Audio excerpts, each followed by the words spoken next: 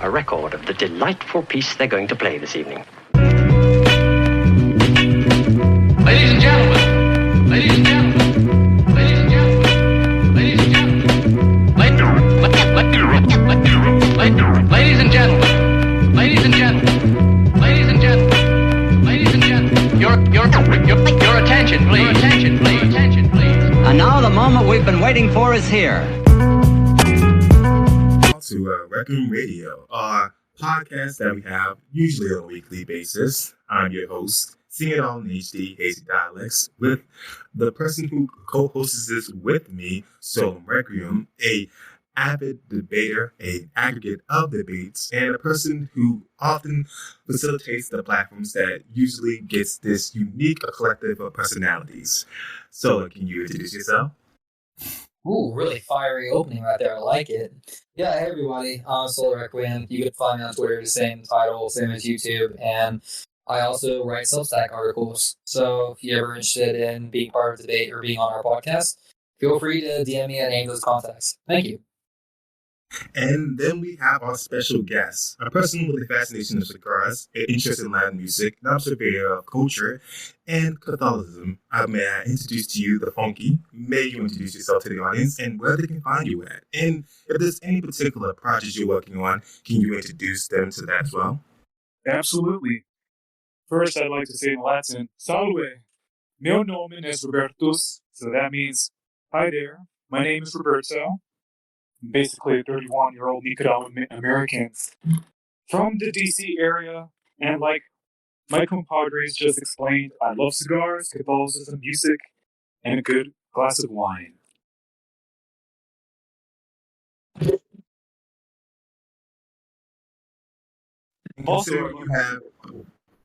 considering you have other aspirations, are there any projects that you would like the audience to know about? Oh yeah.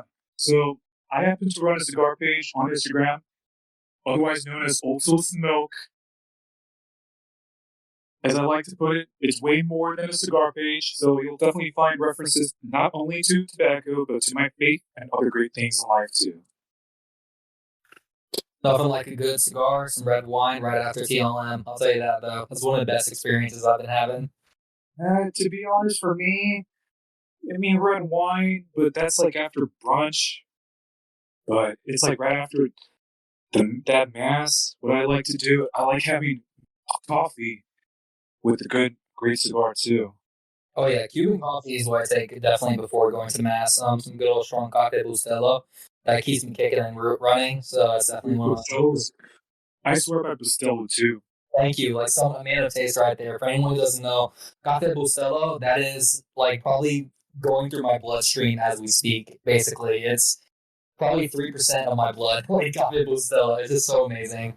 Even though a friend of mine from Orlando, he swears by La Llave, and there's other people who prefer Pilon. I've had La Llave and Pilon, but Cafe Bustelo to me, it's like an all-around great blend. Yeah, you can't really go wrong with it. Hazy, actually, do you drink any coffee? Like any brands you go by? Do you brew your own? Hazy? One second. Sure. He just got recently new equipment. I think maybe just that. Yeah, it just got some tiny malfunction in terms of everything's going on. Oh, wow. No, we were just asking you. We're talking about Cafe Bustelo and different like coffee brands, and we were wondering, do you brew your own coffee at all? Oh, me? Or Hazy, and then Roberto too. Oh yeah, I was a coffee fanatic for a long period of time. Usually it's just I usually just go with just anything that my friends used to pick up because they're from Puerto Rico, so I trust them usually with brewing my coffee, and I take mine with a little bit of a light cream and just 2 sugars. So they usually keep me on good policy in terms of the quality of coffee I'm drinking. Ooh, nice. What about you, Roberto? Oh, I prefer brewing my own. I love that little ritual that I gotta do to make that small cup of coffee look aesthetically perfect as possible. Then again, like Ian Gallagher of Oasis once said, perfection has to be imperfect. So sometimes it does look perfect, other times it looks imperfect, but I'll take it nonetheless. To me, I just liken it to the ritual of putting on a vinyl record and, basically staring at my vinyl player, how the needle touched the grooves on the record. That I live for rituals like that because it's a reminder of how in today's world we have to slow down. So to make a cafecito, it requires a bit of patience and ingenuity too. And you really have to pay attention to how the cafetera behaves, because if you look away for a long time, unless you're that experienced, you can time yourself. It's not going to turn out as you expected. And in my family, no one brews their coffee better than my abuela. She has a gift graced by God to brew coffees and roll cigars. I honestly, she's you roll cigars too? Oh yeah, she's part of my Cuban family. So her generation is the one that brought us to America like that, and she is the matriarch and head of the house in our family. We all answer to her, but we have lots of love and respect for our abuela, and you'll casually see her chilling in like Homestead, Florida, playing dominoes, is outside collecting mangoes from her tree, or is making flan for the neighborhood kids. She's a woman of a heart of gold, and I say one of the best examples of a true Christian is my abuela. I love her to death. Yeah. I mean, that talent of hers rolling cigars, it doesn't surprise me. She's been rolling since she was like 14, I think, like 13 or 14, because like she's literally from Cuba doing that stuff.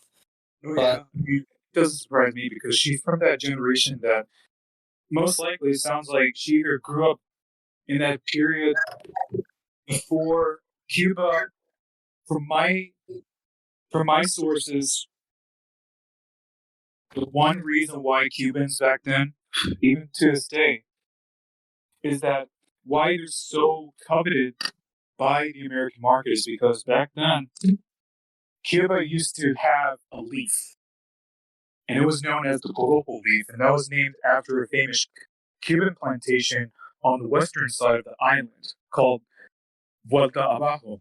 Now, Vuelta Abajo, unlike Havana, unlike Santiago de Cuba, unlike Camagüey, Matanzas, you name it, even La Isla de la Juventud, the island of the youth, so to speak, there it's actually unique. You know why? Because, one, it's warm, but it's not too warm to the point that it's scorching like in South Florida. Instead, year-round, from what I heard, basically like around 70, 80 degrees, like around that range. But the humidity is perfect for tobacco. And it runs from 65 to 73 degrees. Now, in those days, even after Castro and his boys took over Cuba, they still managed to grow the Corojo leaf. And that's what gave that signature Cuban flavor. But at the same time, more Cuban expats to Central America and the Dominican Republic, they actually smuggled as much Corojo seeds to those countries swiftly and rapidly as possible because they didn't want to surrender those seeds to Cuban governments. But in those days, at the same time, the Cubans, they still made banger tobacco, even though there was like a few instances where the leaf was susceptible to mold and disease, ultimately led to its demise and extinction in the mid-90s. And as a result, the Cubans, they created a hybrid between the classical leaf of theirs and other strains of tobacco that existed too. Like I believe Corojo and Criollo 98 and 99, they crossbred those with the original Corojo leaf. So they diluted the product, but I'm actually surprised you know about that. That's some good lore on there. But yeah, a lot of my family is pretty split, where a good half of them are from Santiago de Cuba, while other portion of them were more northwest of the island, if you will, for like sugarcane. And for me, it's interesting hearing the stories about like such fine intrinsic detail among the tobacco leaf and among like these products that are like, so unique to Cuba. And it interests me because I think about places like India, for example, where they're just so geographically located, where like salt naturally forms on their beaches, stuff like that. And Cuba has a blessing where that place is such geographically perfect, where I would argue to this day, I stand by it. I still actually have some in my room. We have the best, tobacco for Cuban cigars, and that's why we, a good portion why we're so famous for that. Yeah. Even though, unfortunately, that isn't the case, because from what I've been reading, the Cuban government has been having trouble growing adequate products. I mean, that's what happens when you get the government involved in the private sector and them acting like they know better than the farmers on the land. That's just communism in a nutshell for you. That's unfortunate. Like, my family, they grew up through the Batista regime, and they had to deal with him basically being what is the definition like an authoritarian capitalist, where he was a very bad man. He had his boot on your throat, but he let the private sector did what they did best because they brought in the money. And then you had Fidel in the Castro regime come through, and they did the opposite, where they lied to the people. They're like, no, we are not Marxists, we are not communists, we're for the people. And then the moment he got into power and control, he stabbed like the people who got him there in the first place. And basically, he brought communism, the destruction of Cuba with it, where he tried to eradicate our culture and our people. And it's just, I hate saying this, it's a very heavy heart that I have to say this, but yeah, I wish, my country was free from the grips of communism. Well, I've heard some surprising stuff about the revolution ever since I came back, gave Catholicism a second chance. For one, Fidel Castro, Che Guevara, especially communism in general, it's a product of Freemasonry. In fact, Freemasonry is legal in Cuba, while Catholicism, for a good while, it was suppressed. I mean, to the point that, atheism was promoted like crazy, and They were thrown into the camps. Atheists, I guess communist nations, whatever, implement, whether it be China, USSR, or Cuba, they always go for the church first. They always try to attack the church. And the reason why is historically the church has been the biggest obstacle for, all these regimes to come in. Because under communism, you have no God. The state is your God. You will worship the state and what it does and what it says.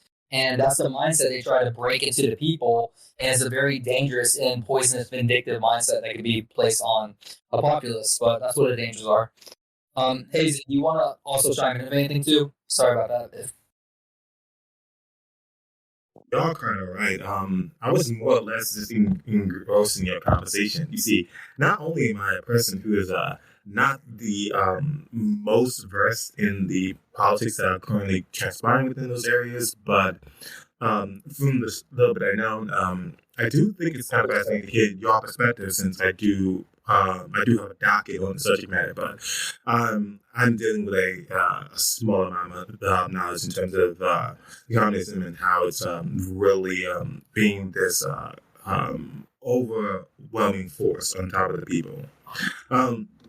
In terms of what I was going to ask the question about, I wanted to know if there was anything, since you guys were talking so much about coffee, and we were going to talk about cigars. In terms of your company, I wanted to know, is there any brand, in terms of your highly recommended ones, if you were to come to the shop immediately, what would you recommend? Ooh, that's a good one. Do you want to take that first, Roberto, or do you want me to get it? Well, for coffee, Cafe Bustelo.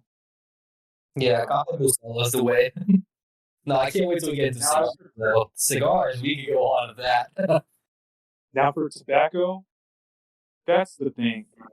Now, America's market is different, because since 1962,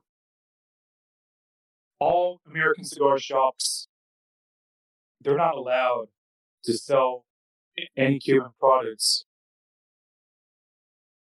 commercially and legally. Now, with that being said, there's at least a few lax rules that have existed for some years now. Like, I heard that any Cuban products that have no more than 7% Cuban origin are allowed to be sold, even though I've heard rumors like such as the Atabey and the Byron and the Bandolero, which are made by the famous Nelson Alfonso from Cuba, who is actually the same man responsible for the creation of the Cohiba Pijique and the humidor tube too. That's like a travel humidor, but it's basically like a tube. Like you can fit a cigar in there and it'll basically survive in there. Like it's really nifty. Anyways, yeah, like any Cuban product that has no more than 7% of Cuban origin is allowed in the States. Otherwise, if it goes beyond that, it's not allowed for sale. Even though there are some products that somehow fly by and they contain as much as 12%. Intriguing. What I want to ask, following up that what you just said there, is that there is tile creation that exists in India, and it's really done in the what people consider the most impractical way. But in terms of these tile patterns and creations, it's really fascinating and unique, and it's one of the last places that's not do it. Or how salt is created in Africa and how they make these leaf packets. People have these ancient ways of doing certain things that seem to other people impractical, but it ensures the quality that they're going for. In terms of, cigars and packaging, and just in terms of the region you reside in, what do you recognize or what do you see usually when it comes to ensuring quality, when it comes to creations of things like cigars? When it comes to flavor, I'm pretty eclectic. I mean, I would basically smoke anything, but the way I do come across tobacco, I'm a traditionalist in a way, in the sense that I'd rather not smoke anything humongous. I look for cigars most of the time from brands that adhere to some degree of tradition in the sense that they have traditional sizes from the old world, aka Cuba. Something like a ring gauge, aka a diameter of at least 42 to, I'd say 49. So that's like slim by modern standards. That's what I prefer most of the time, even though the biggest ring gauge I would smoke would be a 60. Now, a 60 ring gauge, it's as big as a quarter. While the smallest ring gauge I smoked, it's a 27. So let's say that's like a size of that's like as thin as a cigarette, but it's still all tobacco nonetheless. I would never go anything above a 60 ring gauge because I don't want my cigar smoking to be a Herculean chore. I'd rather enjoy it. Now, that's for my purposes for ring gauges. As for flavor, like I said before, I smoke anything. Creamy, smooth. From that to the most powerful, feisty, spicy, we're getting something in between. Or even something Cubanesque that mimics, the flavors from that island. But it's close, but it's not the same exact flavor profile. Now, what I look for a killer draw. Great airflow, great air resistance, and even an even burn too. Like it burns as sharp as possible. Like I don't have to relight it every single time. And it burns slowly too. Meaning that I don't have to puff every 30 seconds or so. It's like 2 minutes later, it's still going. That's how ingenious a cigar can be. Those are the best ones right there too. Mm-hmm. I say, me personally, what I'm looking for in cigar, definitely. I have 5 things I look for in cigar, and for anyone who wants to become a cigar aficionado or get into the brand, here are the 5 things you always want to look for. First thing, like Roberto already covered, the dimensions. Usually, that's the ring gauge, basically how fat the thing is, like how round it is. So everyone has their personal preferences. Me, I always like getting that sweet number 52. Like I like the 52 ring gauge. I feel like that's very good. So like 52 for me, that's perfect for me. Like I'm good with that. Next thing you want to look for is definitely the filler, like where the tobacco is from, where it's grown, everything like that. I always like to go Nicaraguan or Cuban. Those are my 2 main go-tos, basically, is Nicaraguan tobacco or Cuban tobacco. Next thing you want to know is like your binder. How's your cigar sealed? How's it pressed and put together? And that in itself is a pretty good practice because it shows you, one, what brand it is. It shows you, like, how tight the seal is, how it's kept together. And some people say it's a bit superstitious. Well, like you said, airflow, but that's more of it's tobacco. I'd say the next thing is like definitely the wrapper. So the brown, harder edges that's wrapped around the cigar, how tight it is, stuff like that, you want to pay attention to when smoking your cigar. And finally, Roberto covered this as well, but the strength. What is it? Is it sweet, savory? Is it more of a dark, brisk taste? Is it more strong? And then definitely the strength. So we'll see things like, medium full, stuff like that. You want to try to go, I always recommend softer and just work your way up from there. And it's experience with your taste buds. See what you like. But most of all, do not treat a cigar like you would treat like a vape or a cigarette or any other tobacco products, because it's not like these things. Cigars are very unique, and it's almost like magical, I would say, where you have a nice, beautiful blend. Like I always say this to people who first smoke it: when you inhale, I want you to close your eyes and think about a relaxing place for you. All of us have it different. Just imagine yourself in there. Now think of the flavors a cigar brings. Think of the hints you have in it. Think about, how it rolls off you, how it feels in your hand. All these things like that. And I feel like you'll have a better experience. But definitely comboing it with something else. Or if you want to smoke it, of your own. I personally like my cigars with, some red wine. Sometimes I'll have coffee, depending on the time of day. But definitely, that is what me, personally, I would recommend for the audience or for anyone getting into the hobby. But anything else? Yeah. I just wanted to bring this up that Kenya is a place that definitely does the salt that I was talking about in terms of creation. I didn't specify, so I felt the need to do so. And one man definitely keeps up this Egyptian towel making. It's been alive for almost 200 years. So it's there's something that speaks about tradition in terms of ways that people do things that might seem impractical, but it also keeps the culture alive and also ensures a level of quality. And it's also interesting to hear you guys speak so in-depthly about, the quality and how to inspect for quality when it comes to cigars. In terms of both of you guys, since you are both refined smokers, what particularly got you into cigars? Not cigarettes. No, that's fine. But we'll get into the history more between like most cigar smokers hate cigarettes, like with a vehement passion, and we'll get into that later though. But yeah, go on, Roberto. Well, for me, I'm glad you asked because it's been my 5th year that I've smoked cigars. So, to put a long story short, so when I was 21, my first cigar was, believe it or not, a custom rolled Dominican that I got in Punta Cana that I bought 2 for $20 for my brother and I. And at the time, I was smoking shisha, aka hookah. But for some reason, I somehow knew that it was something that you don't inhale. So what I did, I smoked it like it was shisha. I don't know how I just figured that out back then at 21.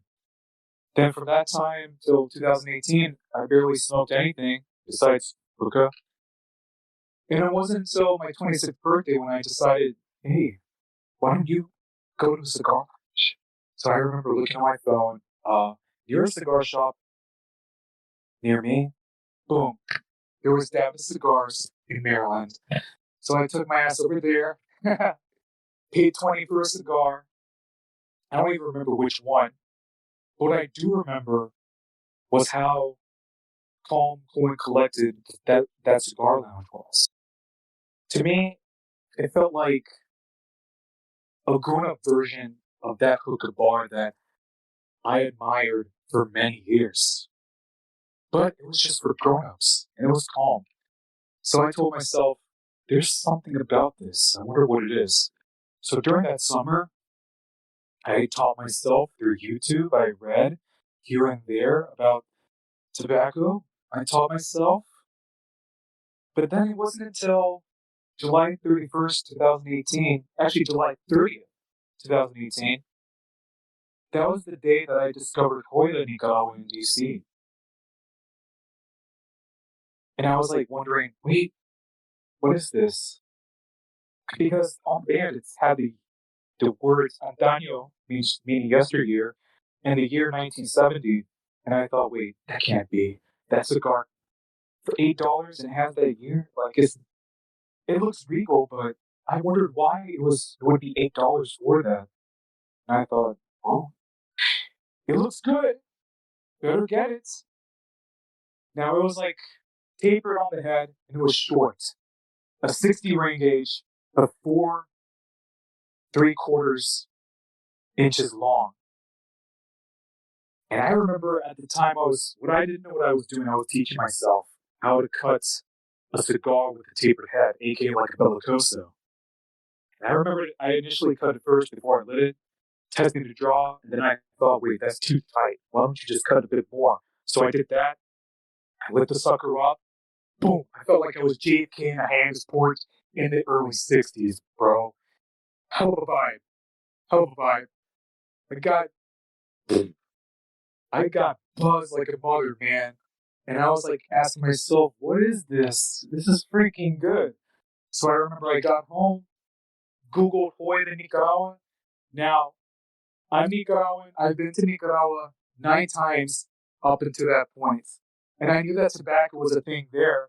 But what I didn't know was that Nicaraguan tobacco it's been ubiquitous in the Americas for a very long time, since the late 60s. And I learned that Hoy de Nicaragua was the very first cigar factory that ever opened in Nicaragua in 1968 by 2 Cubans, by the way. And it's been in existence since. And I was like, bro, are you kidding me? How did I not know about this? This is bonkers. I didn't realize the power that Nicaraguan tobacco had. I didn't realize that my own motherland were rivals to the Cubans for years, to the point that Cuban expats have been going to Nicaragua. And it wasn't until 3 years later, the official Instagram page for Hoy de Nicaragua followed me, and I was like, thanks be to God, Deo gracias. It's trippy. It's super trippy. And I have so much love for Hoya, and then from there, I got to learn about other great brands. Now, I do believe that Nicaraguan tobacco is the best. But I will say this. The Cubans definitely invented the product, but us Nicaraguans, we definitely perfected the arts. It's with a heavy hat that I unfortunately have to agree with that, although don't think we're out of this contest just yet. The Nicaraguan Cuban rivalry is so live and strong, definitely. And with especially who has a better product, but definitely because of Cuba's situation, Nicaragua has been doing very well and dominating a lot of the market. Even myself earlier, I said I've gotten very keen and used to Nicaraguan cigars. And if there isn't a Cuban around, I'll definitely smoke Nicaraguan. He said, I can't show up betrayed teams. I gotta do it in secrecy, you know. I wouldn't tell my whale and hide in the corner smoking Nicaraguan. I will say this. I mean, there's other great countries that made their headway. Like lately, Peru, they've been making their mark with their own kind of filler tobacco, sometimes binders. Same with Ecuador too.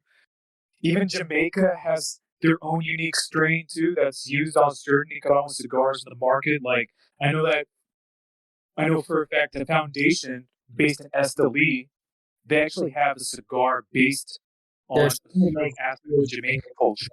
They're trying to fuse THC with their cigars, and I think that's the weirdest thing ever. And I'm like, of course, of all countries, that's to be Jamaica that wants to put weed in cigars. Those guys put weed in everything. And I'm like, why? Just why? Well, that may happen, but you know what I'm talking about? It has no THC at all. It's actually a unique strain of tobacco, all tobacco. Oh, yeah. Yeah.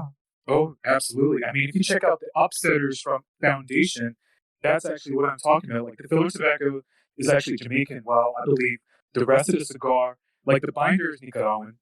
The fillers are a mix of Jamaican and Nicaraguan tobacco. And the wrappers, they vary. It's like either a Connecticut shade, a Candela, or a Connecticut broadleaf, or Habano, or even Corojo. Those are right there. Yeah. It's a wonderful line. Definitely check it out. I said from my experience how I got to cigars. So I remember my earliest memory of childhood was being around the elders in my Spanish family and them doing the same things, playing dominoes and smoking cigars. Those were the two things they'd always be doing religiously. And I remember just sitting at a table being like almost infatuated by like how strong, like big these people are in our family and how much role models they are. And all of them would be wearing, the wife beaters with the rosaries around their necks, and then they just be doing their things, playing it. They'll be wearing, the classical Cuban fedora, and just sit there, just music. Social Vista Club is playing in the background. It's like Latin music, and they'll just be doing that, chilling it. And I was always like infatuated by like seeing them like casually like smoke these huge things and just like play their game. And it wasn't until I was older actually that I was in the military. And I got invited out by a few buddies who were like party people, and I've been always kind of like the quiet type. I don't really like going out to like loud places, but I was brought to like some hookah lounge club, and I remember going in there, similar to your experience, Alberto. It was loud, blaring club music. I couldn't even hear straight. Like it was, people were like jumping around, dancing, and like I was like just sitting like crammed into his lodge, and then someone gave me the hookah, and I was like, smoking real quick. I'm like, I can't even enjoy this because there's like people jumping around and acting crazy. And then later on, I ended up going out on my own because I was looking at cigars to get for a present for a family member. And I found a cigar launch, and when I go in there, I hear classical music, Duke Ellington, Sinatra, Chet Baker, all these people like that, the goats. And I remember just having this relaxing jazz. The whole inside of it was wooden. There was like quiet chattering between people. People were dressed formal there, and they treated it like, hey, this is a very formal, exquisite hobby, treat it as such. And I remember having me, what was the brand? I'm trying to remember off the top of my head. I believe it was a Padron 1964 anniversary. And those, for people who all know, I basically went from 0 to 100. I'm just sitting here, and they had a guy come out, and then like his little like tuxedo suit. He clipped it for me, got everything prepared. And I had a cigar in my left hand, and I had a Manhattan in my right hand. And I was just sitting there by myself, and that was probably one of the most enjoyable moments of my life, just being around the atmosphere of like older people just, talking quietly amongst themselves, and music in the background. It was very enveloping. But that definitely got me talking to the elders in my family. They'd like go on and on days about, cigars, rapping, things like that. It was a very calming experience that got me closer to my kin, because to other people, cigars are hobbies, but I feel like to people like myself, and I can't really speak for Nicaraguans, but I'm sure you guys too.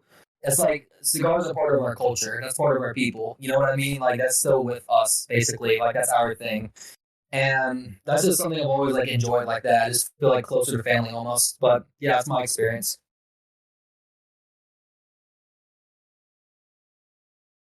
I'll tell you a short story. So, just like what Solo Requiem just said, I mean, I have many great cigar smoking tales that happened within these 5 years. But there's one in particular that I look fondly, and it's one of my favorite memories. It was the first Sunday, June 2021. I remember I woke up early, and then I just decided to just water my plants outside, and it was a hot morning. And then for some reason, I had a Cuban Hoyo de Monterrey Epicure number 2 in on my left pockets. So I pulled that out, and I had Bios Caracas Boys blasting my ears. Now, Bios Caracas Boys, they're this Venezuelan ensemble from the 60s and the 70s, and they're just killer. And they actually made some Cubanesque songs in their own right, too. And there was like, by the time they were singing Como Fue by Benny Moré, I was lighting that Hoyo up while watering my plants. Bro, heaven on earth. I was like, yes. I felt like I was on cloud 9 at the time. There I was, just doing some things that looked mundane, but it meant so much to me. Just watering my plants while smoking a Cuban on a Sunday morning. The first Sunday of June. Gotta love it, man. Except no substitutes.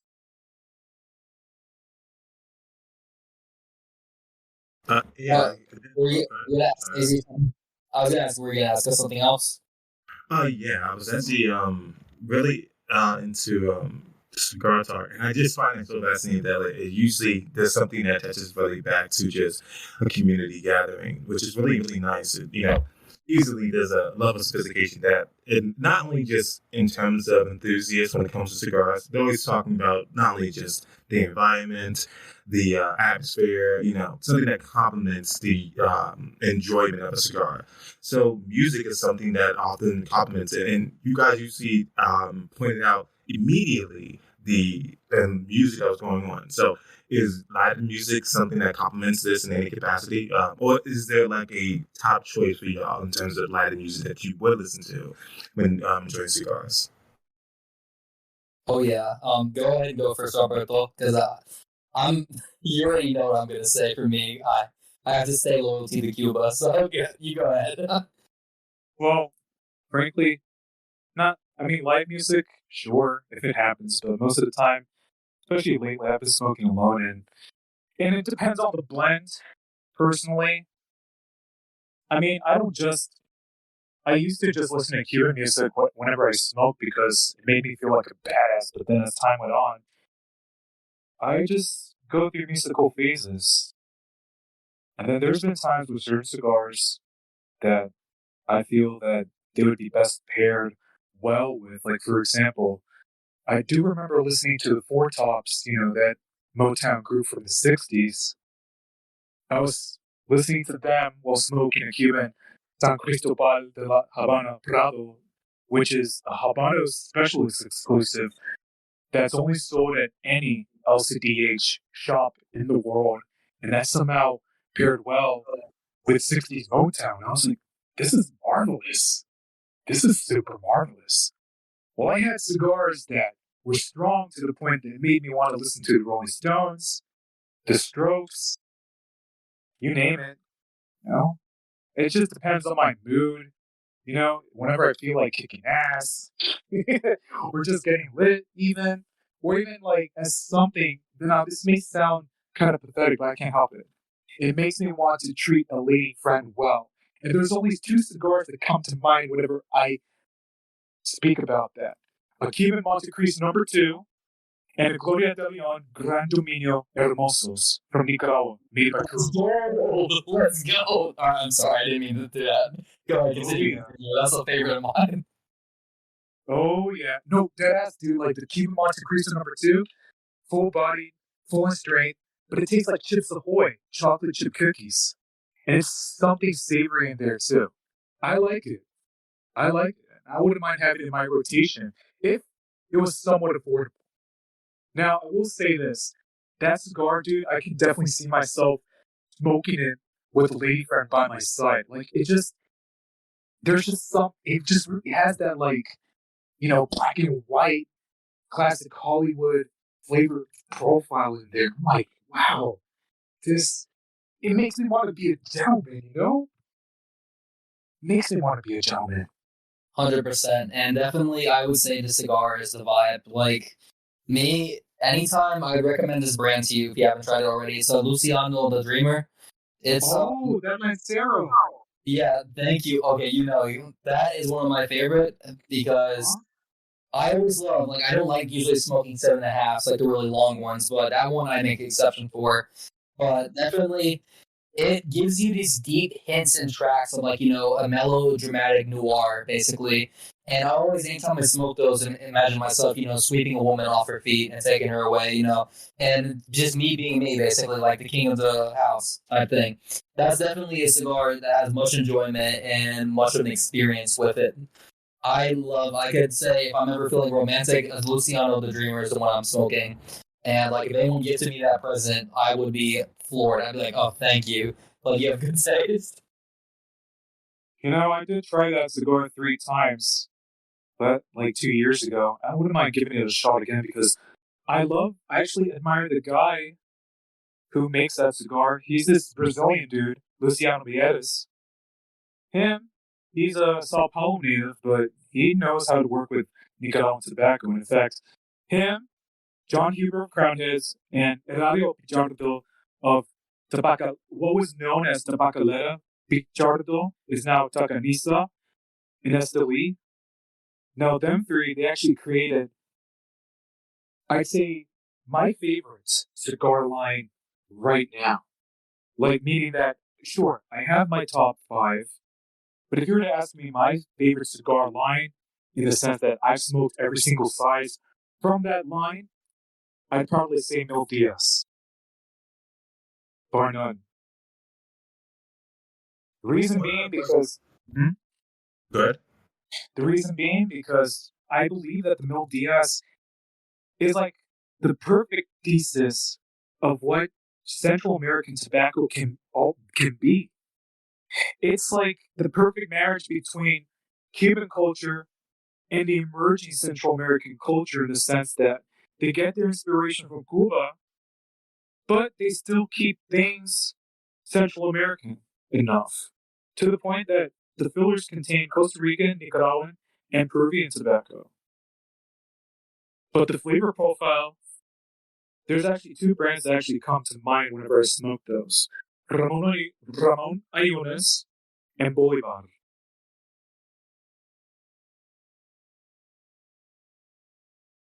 Like, it has that quality.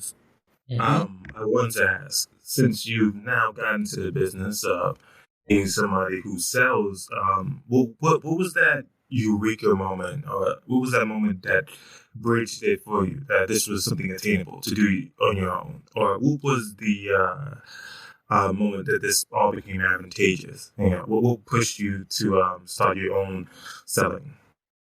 Actually, I'm not in the business of selling tobacco yet. I just currently write cigar reviews. But that's something I'd like to do in the future. Reviews and all that stuff. Because when I hear you speak about this, you have not only a passion, but because I think most people can speak with a passion, but you have a plethora, it's the only way to articulate it, a wealth of knowledge when it comes to our cigars and express them. So it's definitely very impressive to speak about. I misspoke earlier. I was speaking about reviews and things you discussed, but in terms of we've touched upon music a little bit, but Latin music, in terms of both of your backgrounds, like what is something that, like, I know you said that it changed recently in whatever is in the mood, but is there anything particularly that stands out to you when it comes to Latin music? It depends on what kind of Latin music. I would say for me, my go-to recommendations for everyone is, of course, Buena Vista Social Club. Those should be a number one in any Latin music enjoyers playlist. They are basically, I would give the heart and essence of Cuba. Like, I love those people so much. If not, then Ruben Gonzalez. Ruben Gonzalez is a very phenomenal artist with his music. Afro-Cuban All-Stars, baby. Oh yeah, no, the Afro-Cubans be dominating. Like, people don't understand. Afro-Cuban music basically ended racism in Cuba for a large margin because how much we love their music. It's just, they always have, like, such a good thing. Celia Cruz, I recommend Celia Cruz as well. She is an icon. She walks so Beyonce could run, basically. Like, she is the queen for us. Like, people talk about Beyonce being that good. Nah, you need to look at Celia Cruz over here. That woman has a voice of a strong angel. Like, it's just beauty to my ears anytime I listen to her. But who else? Who's the other person? Is Ibrahim Ferrer? Is that how you say it, Roberto? Come again? It's Ibrahim Ferrer. I can't roll the R, sorry. Ibrahim Ferrer. Yes, him. I always listen to him as well. Yeah. I will say this. My favorite Celia Cruz song, it's actually a lesser known song from Larry Harlow, that is. And it's from 1973, and it's called Gracia Divina. Now, before, of course, I grew up with Celia Cruz, but Gracia Divina, bro, I actually found out about that song through that telenovela that Telemundo made about Celia Cruz's life. That's why I learned about that song. I was like, wait, what is that? That's interesting. So I heard the original, and I was like, whoa. Dude, to me, maybe I'm wrong, but I can't help it. That, oh my, the tone in her voice, it was like the perfect zenith right there. It was like, you could hear traces of her early work with La Sonora Matancera, but at the same time, you can hear signs of her future career from Fania all the way when she made La Vida Carnaval, her live concert with Johnny Pacheco in La India, and I believe that concert in Connecticut in 1999, her popularity in the 90s. That song, Gracia Divina, dude, I will say this. The tone of her voice, she makes herself sound like an opera singer, but it's like, suddenly it's someone who sings for fun while she's selling stuff on the street, but she has that cadence and elegance of an opera singer that I believe if somebody like Pavarotti heard her, he'll be like, my God, man, I can't beat that. It's that powerful. And she does the song justice, bro. Highly recommend. That's what I love so much about Celia Cruz too. Like one of my personal favorite songs. She has that motherly quality too. Yeah, exactly. Wholesome. Super wholesome. For people who are more interested in Celia Cruz, there's a novela. It's called Celia Cruz. It's basically the story of her life, but she started out around the 1950s, and it's interesting because she went through the parallels of both the Batista regime and later the Castro regime, and it's basically the experience of like her going through these things from both regimes trying to silence her, and it's very sad, the story, because it shows you like you go from one to another, and both of them are trying to censor her music. But Celia Cruz definitely, especially in the 1950s, Cuba had a very strict caste system. If you had money, you could go places. If you don't, then sorry, tough luck, you're out of here. But two things broke that barrier. One was baseball, and the other was music. I would say those two were what broke the barriers. And Celia Cruz was definitely one of these people who broke it, because she was able to, especially get on these stages and on these lives with bands like La Orquesta Sonora, and it's just beautiful, like hearing your music like that. Like one of the songs that are from his earlier records in 1955 was Por Que Será. Por Que Será was a beautiful song. Just imagine the visual of the scene. You're at a small town outside of Havana. You have music playing. You have the vibes relaxing. You have people dancing. Everyone's relaxed. And then here comes this shy, meek woman who goes on stage who's new to the scene. The moment the lights go on, the moment the music starts playing, you hear the trumpet flaring. She comes to life like almost an angel spreading her wings. And she just gives the most beautiful song of her strong voice, her opera, majestic voice. And that's what I love so much about her. She's such a powerful and inspiring woman, especially her story, but how much talent she had and what she had to do to work to get there. And to me, my respect is always to her, Celia Cruz. I love that woman to death. But that's my opinion on her. I will say this. There's been I was going to say. No, go ahead. I will say this. There's been some other people who made their mark in the world through Cuban music. Like, for example, Machito, he basically said himself when he heard salsa music in his later years, he said, basically, I played this back in the 40s. This is nothing new, and he wasn't lying.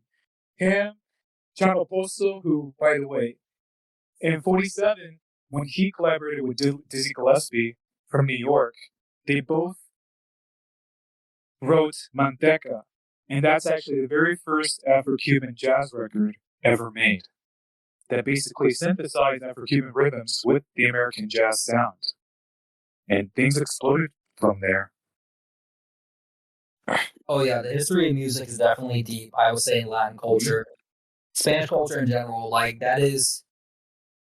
I feel like each culture has their thing that makes their people speak. Basically, like in India, you have their forms of like dance and artwork, and I feel like in the Caribbean, especially in Spanish nations, we have music. Music is our main thing right there. Like that's our heart and soul, basically, and it's one of those things that I wish more people could understand, because I know a lot of people think, when they hear Spanish person, they hear like, oh, yeah, some worker or something like that. But we have a very rich and beautiful culture, and that's something I love and I'm eternally grateful for. And it's something I'm proud of. Like I say all the time, I am proud to be Cuban. I'm proud to have ancestors in Cuba from Spain. Like that's something I wear with pride, because these are my people. These are my stories. I live through my people. I am the next generation, and I am, part of the family, and eventually I want to be able to be the head of the family and lead it and stuff like that for my people. But I'm sure everyone has their own different stories, but that's mine personally for that. Okay, in terms of exposing people to the culture, since I think you guys have shown an extensive knowledge and understanding of this culture, beautifully articulated in this moment here. If you guys had to create like a playlist of just like, let's say 5 or 10 songs, what would you provide someone to immediately expose them to the culture in a way that gives them a good understanding of, well, historically, what is so advantageous about that music?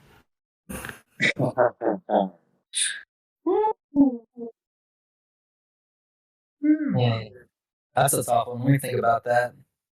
Damn, I'm thinking because I'm just not going to include salsa music, but I gotta include other stuff like cumbia, bachata, maybe some merengue in there. Chon. I'd say Chon Chon should be up there. Chon Chon, Oye Como Va, those are two that I feel like should be. And we're talking about classics, like like very famous classics. Yeah, Chon Chon, Oye Como Va is another good one. I'd have to say Silencio is a very good song that's been covered by many people. And what is that, 3 right now? Let me think. 3. That sounded like it was 3. Yeah, okay, then Ruben Gonzalez Mandinga. That is a very good one. I like that a lot. I feel like it's a very good one. And Melody Del Rio, I'd say. Those would have to be my top 5. So a good blend of Ruben Gonzalez, was a Buena Social Vista Club, and Ibrahim Ferrer. Those would be my top 3 guys, I feel like. But definitely, actually, you could throw Celia Cruz into that as well if you want. I'm just debating, Celia Cruz, she's one of those people she just doesn't miss. Like, her music is phenomenal, but, no, I'd say Oye Como Va by Celia Cruz is a very good cover. I would definitely put hers up there for Oye Como Va. But that would be my top list for my top 5. For me, if I were to introduce somebody to Latin music, and just include classics, but other stuff that deserves a lot of love that I believe, not just people from the Caribbean would enjoy, but all the rest of Latin America too. Like, for one, Virgen by Orquesta Adolescentes. Now that song, dude, oof. It's just groovy. Sure, it's an early 2000s salsa hit from Venezuela, but if you saw the lyrics of that song, bro, ooh, wholesome, wholesome, wholesome, wholesome. I won't go further. That's number 1. Number 2, Mambo Rapidito, Orquesta Acocan from Cuba. If you're talking Buena Vista Social Club, baby, I got something to show you. Of course, Orquesta Acocan is basically the spiritual successor of Buena Vista Social Club, but Amen to that. Original, bro. Like, those cats from New York and Havana, dude, híjole. They make their own original compositions, but sonically speaking, they actually recorded in Arito, which was otherwise known as Painart Studios in La Habana. The same studio where Nat King Cole and Celia Cruz recorded, bro. Even Sinatra, too, in the 50s. That same studio, bro. Lots of history. But yeah, that song, Mambo Rapidito, it's just fun, frenetic. Dude, it's just it's the perfect intro to that debut album of theirs. Like, you gotta listen to it. Now that's number 2. Number 3, I would say, how about Que se sepa by Roberto Rena y su Apollo Sound? No, that's from 1973. Now, that's a unique song because the beginning of that song, bro, is just as funky as Isaac Hayes, bro. Like, the horns, it makes you want to break dance, like, just get down. And I'm fortunate enough to have the original pressing from 1973. Like, it's just funky as hell, bro. Funky. I can't get enough of that record. I'm so proud of that is definitely funky. I'd describe that as that. Huh? I said the 1970s, definitely I'd give the title as funky. If you want to talk about a decade of music, funky is like all 70s. Oh, yeah. And Roberto Rena, dude, I mean, him, that's what I love about him. He's eclectic. While he's somewhat of a traditionalist in the sense that a good chunk of his stuff actually sounds Cuban. In fact, it goes to my fourth song, Raro y Sabroso Montuno by Let's and Tempo. Now, that's a song from my all-time favorite record, and I actually believe it's the greatest salsa record ever made. It's called Sangre Nueva from 1977, and Roberto Reina produced that record for that band. Now, the song itself, dude, if you love Cowboy Bebop, I swear to you, that song sounds like something that Spike and the gang aboard that Bebop, they would play, bro, because it just sounds badass. Badass. Badass. Enough said, man. Enough said. Now, fifth, I would say, Ojan Blanco, Monchi y Alexandra. Now, that's bachata. But that's one of the most well-known bachata songs out there. From 2000, but it's a classic. Like, every time I hear that song, dude, I have to dance. I don't care where I am. I don't care about the time. Bro, I just need somebody to dance with when it comes to that song. It's infectious. You can't resist it. Number 6, I would say, how about La Gota Fria, Carlos Vives. Now, that song basically resurrected Colombian vallenato music, but at the same time, it sounds like somewhat rockish. But the song's a classic. It's been a classic from the Colombian countryside, but Carlos Vives, he resurrected it in a respectful, reverent way, not to take away the overall tone of that song.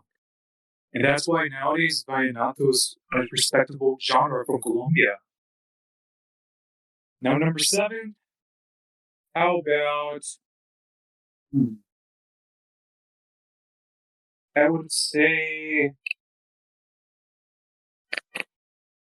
how about,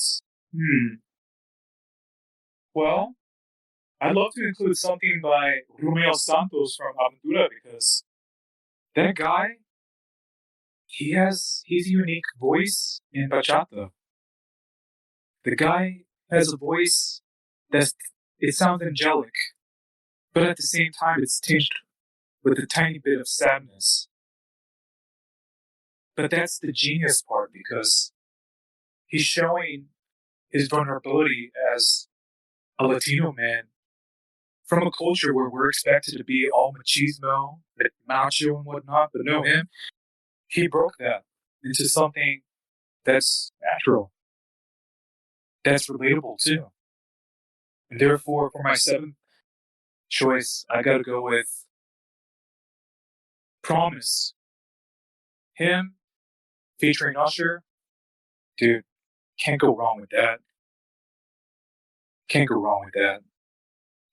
Now, the 8th one, how about...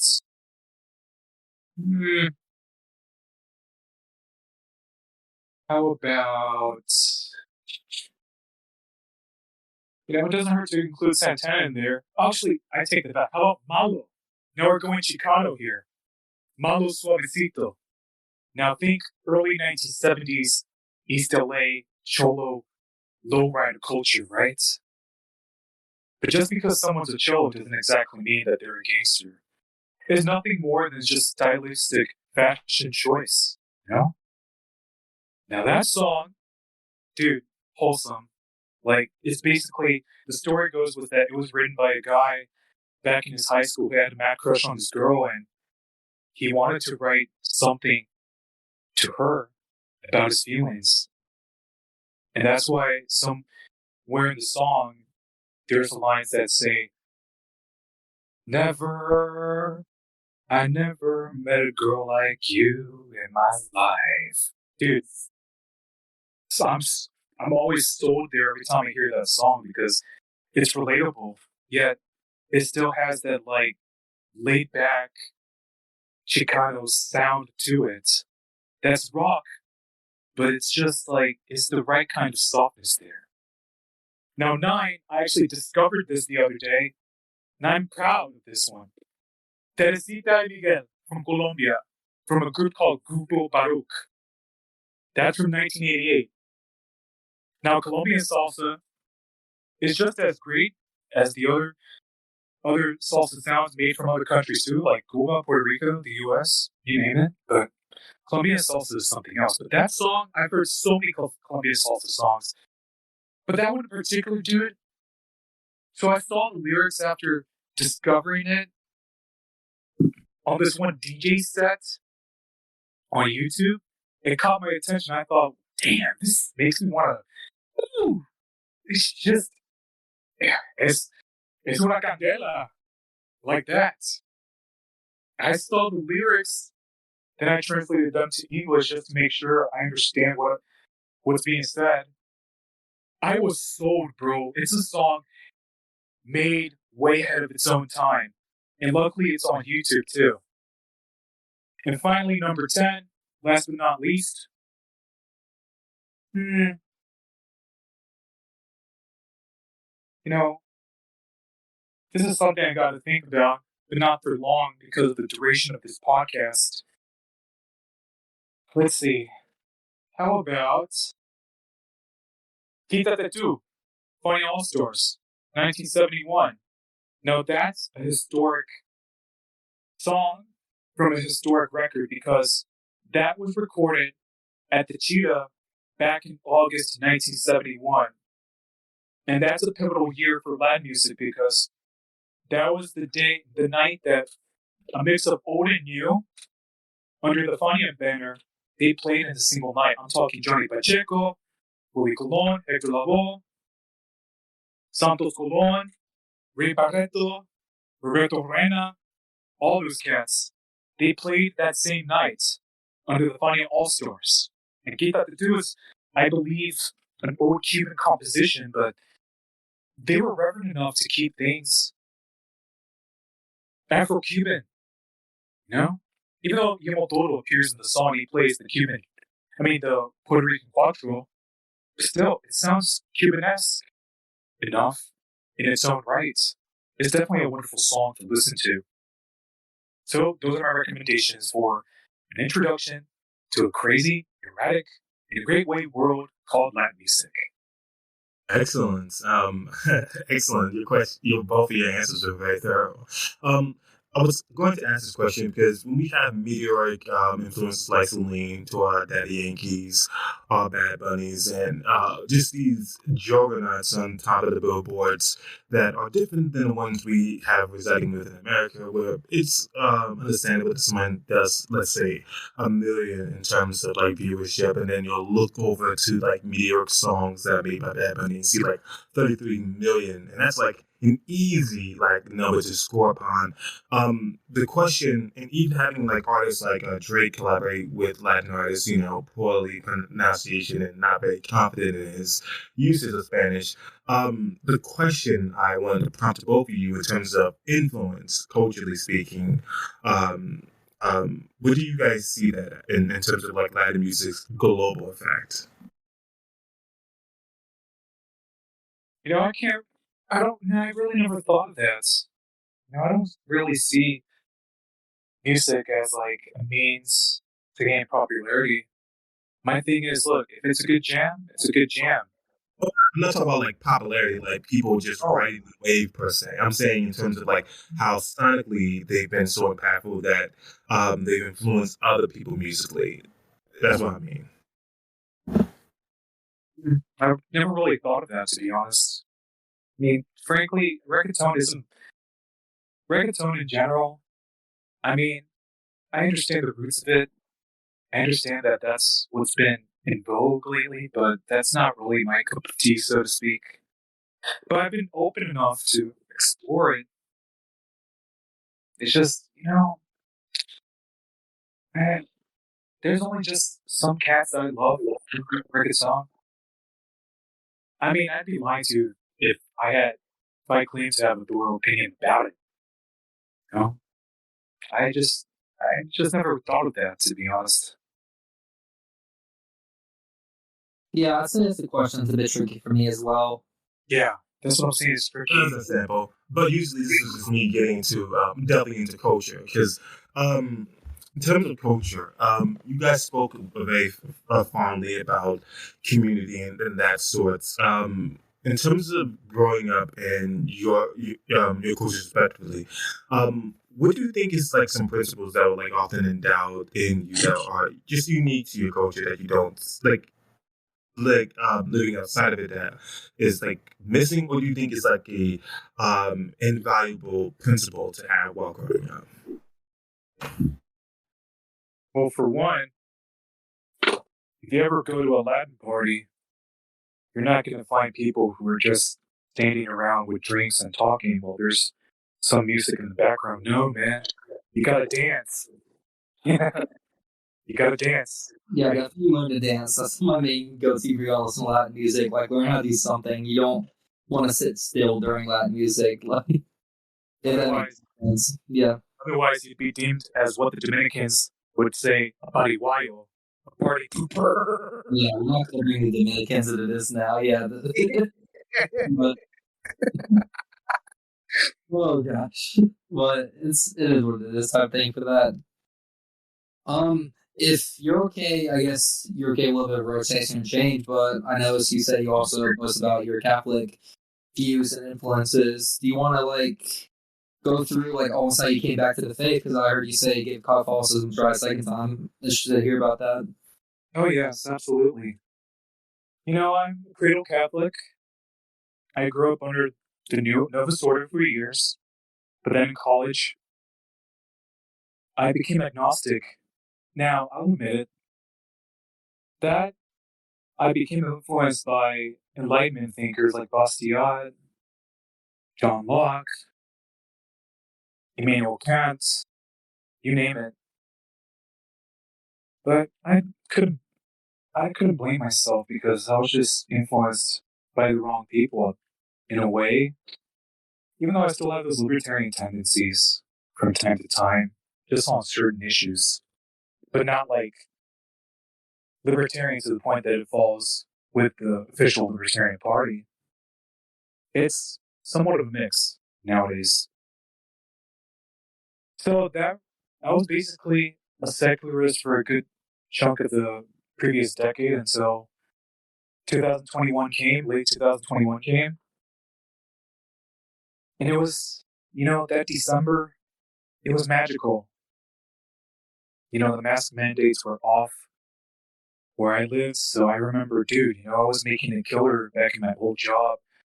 So I used to work at a cigar shop. And that month, man, that was my favorite December ever because I got to smoke while I was making a killing every time I worked there. It was basically happiness to the point that I remember on Christmas Eve, I was at the shop from 9 a.m. to 3 p.m. Dapper. I'm talking bow tie, slacks, you name it, because I had the feeling that it was a special Christmas. So they came to the very next day, Christmas Day. One of my favorite Christmases ever, bro. So the story goes like this. My dad wakes me up after I smoked a lot of una Cuba Pasión Churchill with red wine for 2 hours because it was an unusually warm night that night. I'm talking 60 degrees. It was perfect, dude. Perfect. So my dad wakes me up. He's like, hey, you want to go to Mass with your mother and I? We're leaving at 15.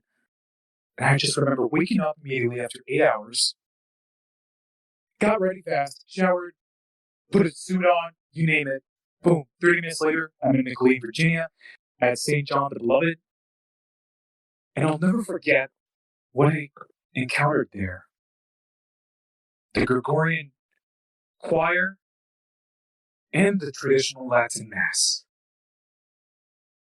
Now, I wasn't hungover. I was actually mellowed out. But I paid attention, but it was to the point where, I knew it was something special. I didn't know Latin at the time, but I knew that it was a throwback to a period that not many people care for. I cried during that Mass, dude.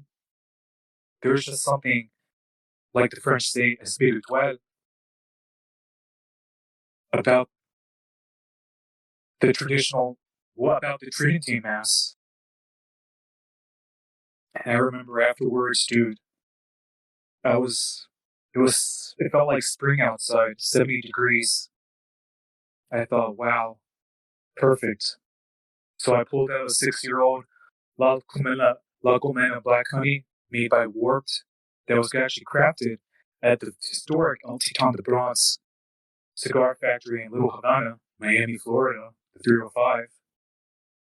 I was smoking that while I had Fear Elise, but the cover made by Vince Guaraldi from the Charlie Brown Christmas movie blaring in my ears while I smoked that La Colmena, and I thought, wow, perfect.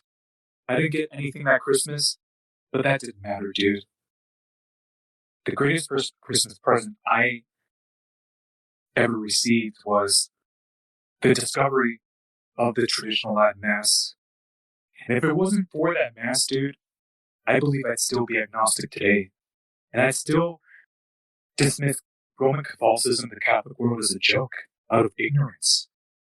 Instead of taking the time to learn virtually anything I can gather upon when it comes to Catholicism. I haven't been the same since, but at the same time, I'm still learning about the faith. You know? I'm still learning. And faith is a journey. That's all it really is.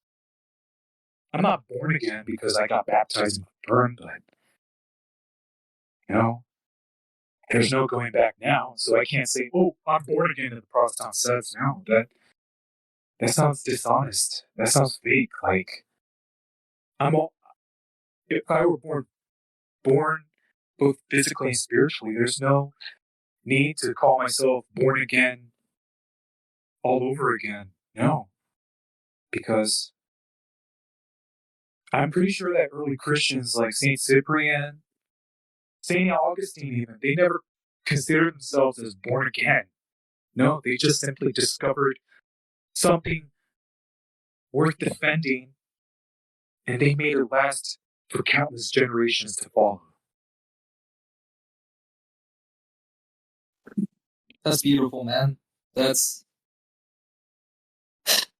Yeah, I'm sorry if I get emotional. I always like hearing stories of people coming back to the faith because, like, I myself too, I was like that as well, where I, for a long time growing up, really didn't feel my father's work always been blind. I always felt out of place anywhere we went, and I just remember my mom basically. Our Spanish family was deeply Catholic, deeply religious, but like for her, she was just away from our family because of my father's job, and she was doing her own thing, and we didn't really have much religion growing up in our lives, and she kind of just dropped us off at like some Protestant non-denominational thing, and this was when I was younger. And I always remember, like, you know, it'd be the same thing, you know, smoke machines, guitar playing, loud music. And it felt like more I was at like a club party. And at the very end, it would be like, oh yeah, here's the Bible verse, have a good weekend. And then it'd always be seeing the same people doing the same thing. And like, I just would seem like, I don't want to, well, of course we'll all fall short of the glory of God, but you'd see people who were front row in tears praising Jesus the very, next day, just being bullies or being like not leading by Christ. And then to me, I was like, wow, you guys are our church, you are our family, this is how you treat other people. And it was just very disappointing to me, and I became very pessimistic. And I remember asking, youth group leaders questions, stuff like that. I remember asking about Mother Mary, and then like everyone else kind of like just chuckled around, like I asked like a stupid question, and like our like youth group leaders like, yeah, she's really not that important of a person. It's whatever. And I remember like in this process, like this doesn't sound right, and then I just got frustrated. And at that time, my mother unfortunately was diagnosed with cancer, and I became very angry and spiteful of the world and at God. And I'm like, why would you do this? Why would you cause so much suffering and harm?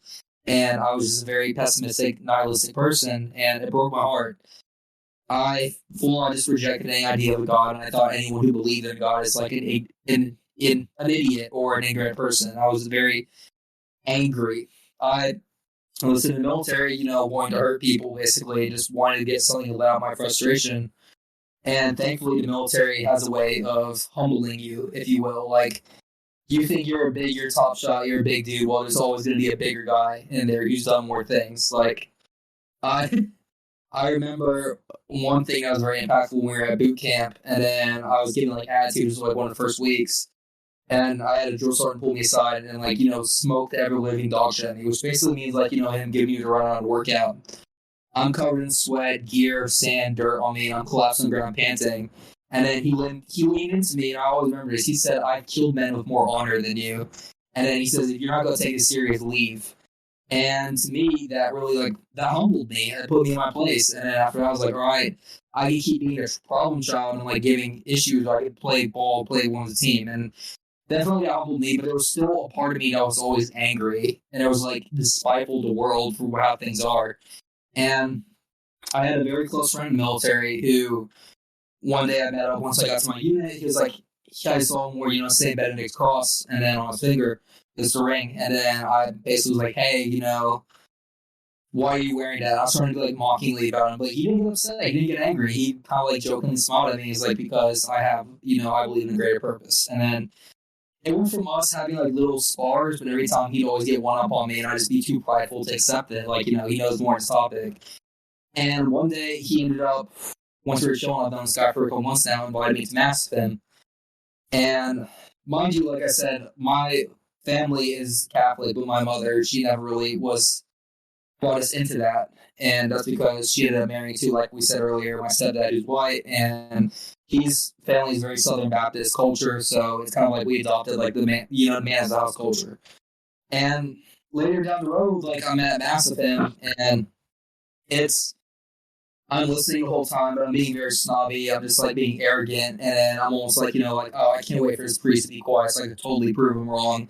After the service, I was like, hey, can I go ask the priest a question? And then my friend was like, yeah, sure, I'll be waiting in the car for you, because he drove me there. And I go over there, angry at the priest, and I'm thinking I'm gonna show him what's really up. I know the truth of religion and everything. And I just start asking him, very silly questions, oh, you believe in God? Well, who created God then? And very low tier philosophy level stuff.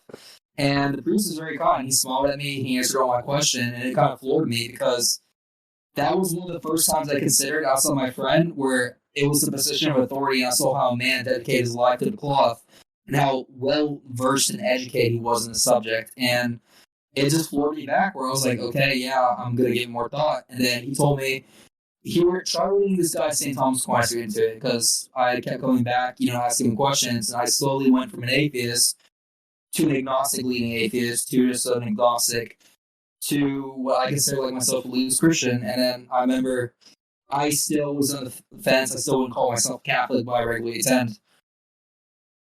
Later down the road, we have a deployment, and he ends up going with my friend to Afghanistan. And when we came back, I was like, hey, buddy, it's good to see you again, hugged him, everything like that. And then I was like, let's go out and get a beer or something like that. And he said he wasn't feeling well. I said, okay. 2 weeks later, he wasn't answering anything, wasn't at work. I called. His mother picked up the phone, and he killed himself. He took his life. And I remember just being completely just groundbroken from that. I just I couldn't function anything. I didn't even process it. I refused to believe it. I remember just going to my regular routine I was so used to. I remember going to mass, and that was the first mass I went without him. And it's just, I remember hearing Spiritus Domini, and that song in Latin is a Gregorian chant. It just felt so overwhelming and powerful. And I remember we ended up doing the readings of Luke, and more particular, Luke chapter 15, which for people who don't know is the parable of the lost son. And I'm listening as the priest is going into this about, the son that goes away from the father, who thinks he knows everything on his own, and he comes back broken. But the father says to him, well, first the son says to the father, his father, I have sinned against heaven and against you. I am no longer worthy to be called your son. But the father said to his servants, quick, bring the best robes and put it on him. Put a ring on his finger and sandals on his feet. Bring the fattened calf and kill it, and let's have a feast and celebrate. For this son of mine was dead and is alive again, and was lost and is found. So they began to celebrate. to me, that just made me break down. I just, well, I got to break down. I kind of just accepted it where I'm like, even though I don't understand the grander plan of things, I'm putting my faith in the Lord. And then I felt like I was at home. I felt like I was back with my family. And like these people are my family now. And like, I got a really close connection with one for a priest. I still have his number on my phone to this day, even though I'm in a different state.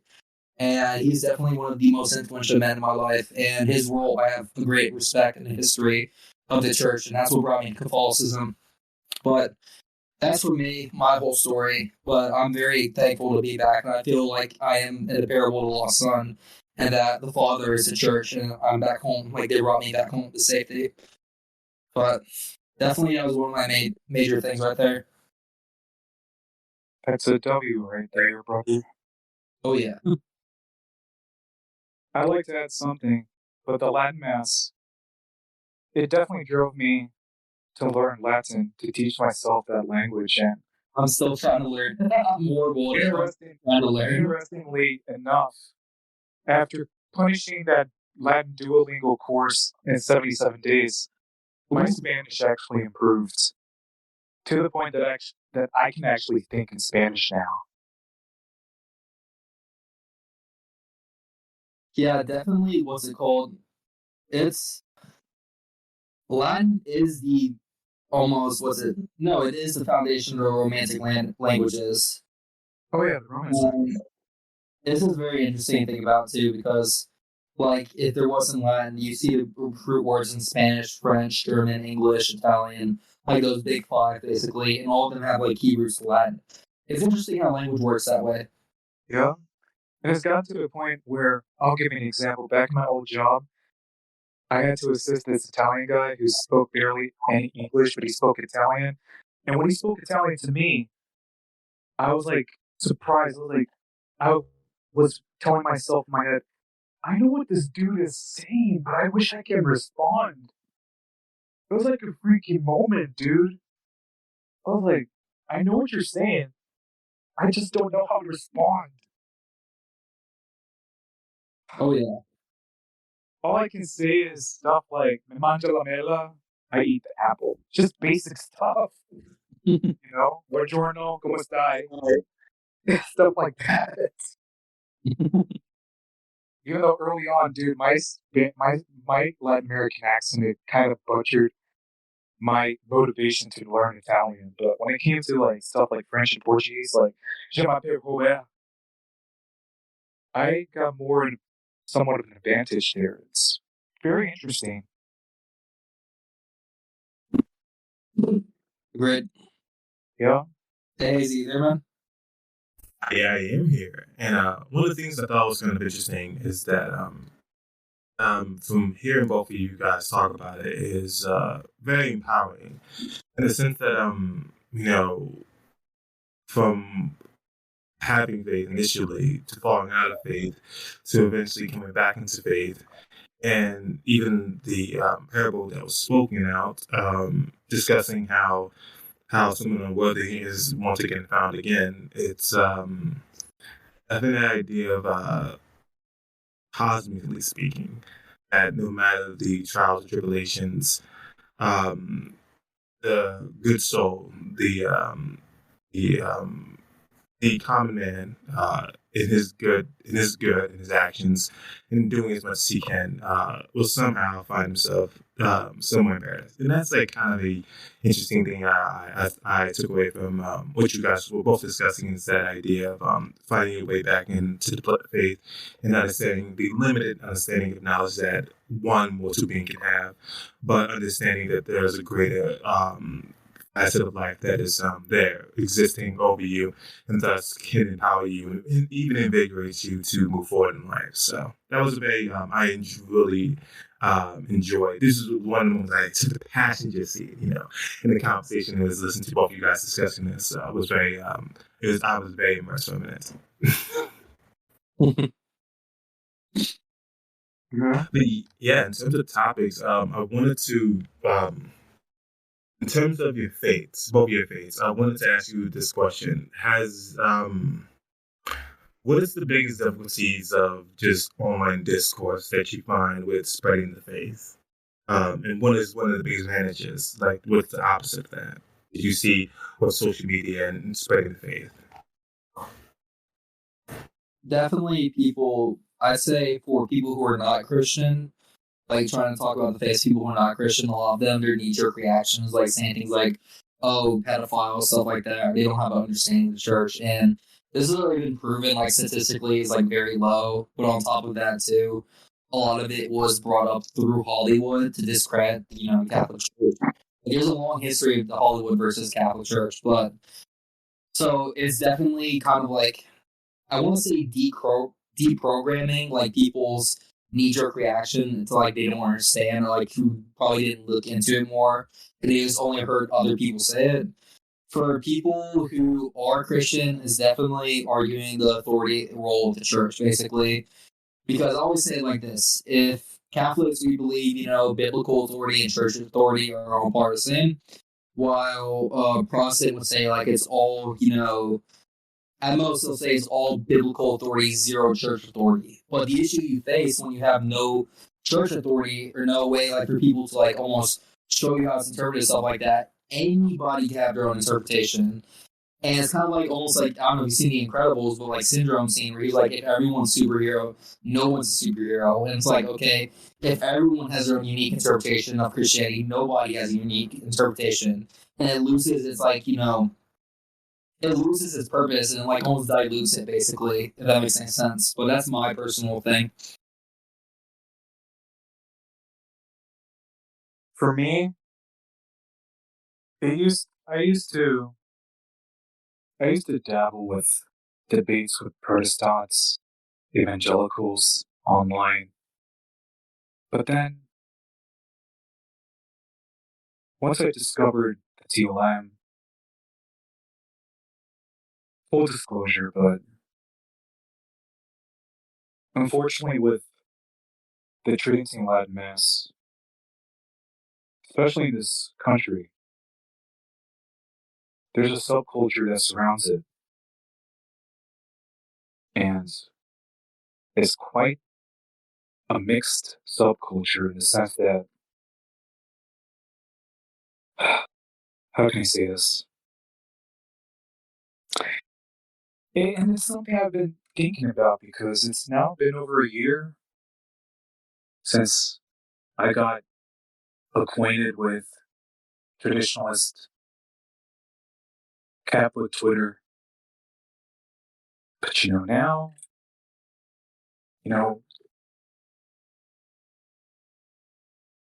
nowadays,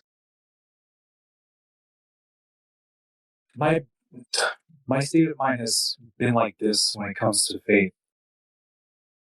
Because a lot has happened, frankly. It feels like I have a katana sword on my right hand, and I'm in the middle of a bamboo forest, and I'm just trying to chop down these bamboo trees on my own in order to see the light. And the light is Jesus Christ and what he began. Well, eschewing all the BS, I'll admit it. I tried so hard to fit in.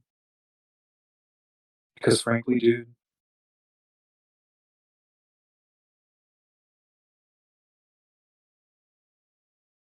I wanted somewhere to feel like I belonged with that mass, a sense of community, But no, I found nasty people within Catholicism to the point that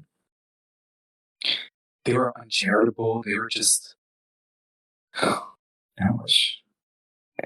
was like that for a while until I had a breakdown. I was super frustrated with myself. I almost lost my faith, but one thing that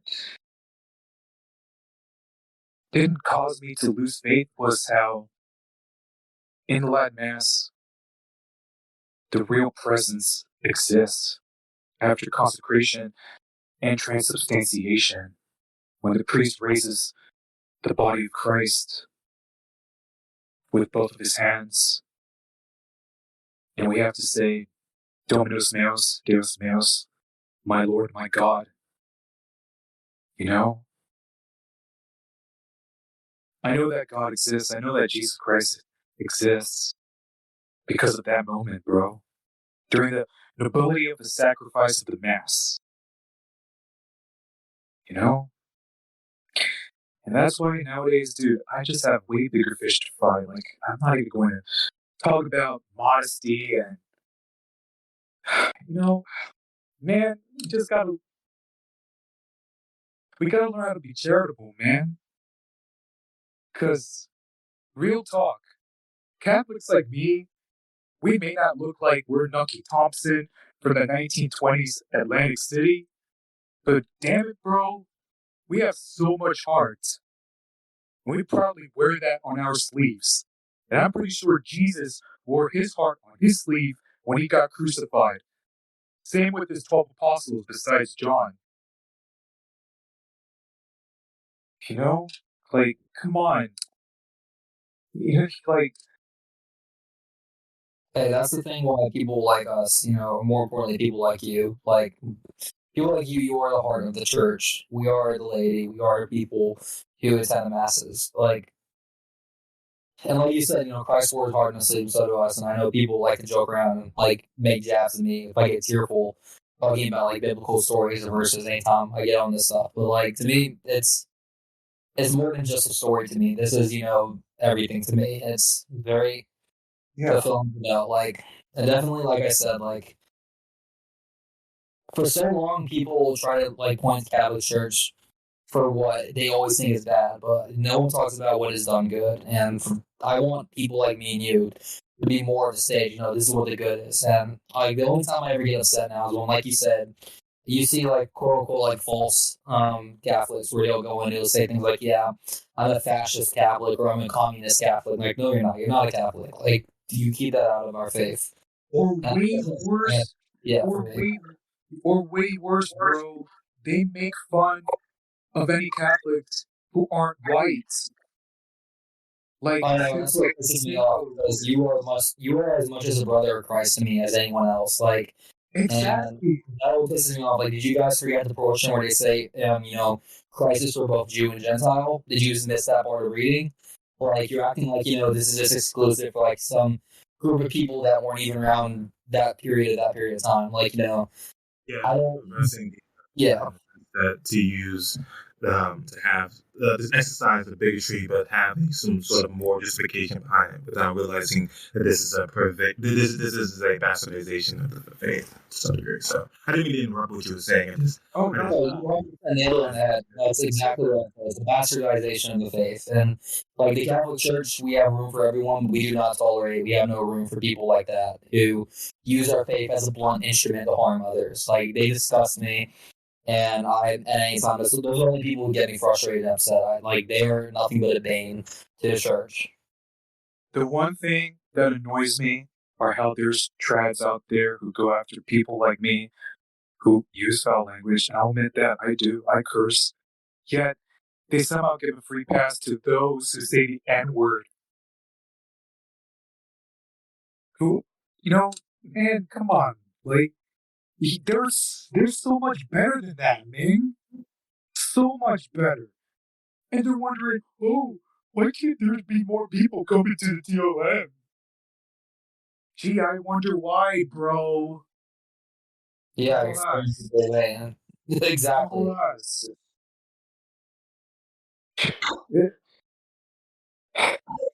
Yeah, Denise Arta, Hey, I hate to be emotional, but man, I'm just. Well, it was good, man. Let it out. Let's do it, everybody, man. Our church is for everybody, man. Period. Just like with the cigar world too, it's for everyone. And people forget. Yeah, I was thinking about this. They forget 1 John 2:2, which says, "He is the atoning sacrifice for our sins, and not only for ours, but also for the sins of the whole world." Do you know the gravity in that statement? To say hey, I'm not just doing this for one small group or for people who like me. I'm not even for people that hate me. I'm doing it for everyone. Christ came and he says, I'm offering salvation for everyone, even those who crucify me in this moment. Salvation is not just for Jew or Gentile, it's for all. And honestly, people, they hate that message, and it sucks. Because I feel honestly like Lucifer acts through them, or it's the snake in the garden whispering in their ear, saying like, oh, treat him different. He's not a real Christian. Look at his skin color. Look at the way he dresses. Look at the way he talks. He's not a real Christian. That's Lucifer. That's Lucifer whispering in their ears and telling them this bullshit. And it pisses me off, Oh, go on, my bad. Yeah, no, that's just my man. It's like, Christ for me is for everyone. And that's why I love so much. No other religion do you find a God that comes to earth and sacrifices himself for the entirety of man. Not for a specific group, not for a tribe, not for any of this stuff, but for everybody. And like they always leave it out, and they use it, like it says, an instrument for hurt. And they try to hurt people, and it pisses me off. Like, that's just one main thing like that, but... Yeah, that reminds me. That's how I found out about the Eastern Catholics. Like the Byzantines, Syro-Malabars, the Syriacs, the Melkites. Groups like that, who are legitimately Catholic due to Council of Trent, thanks to Pope St. Pius V, who promulgated how the church should be ran starting in 1570 as a result of the Protestant Reformation and what the Anglicans did, and other messes too, like the Great Schism, stuff like that, and especially certain heresies that happened, like especially Arianism. St. Nicholas did Arianism pretty well, though. That's one of my favorite stories. Oh, yeah. Yeah. So, St. Nicholas, Santa Claus for anyone.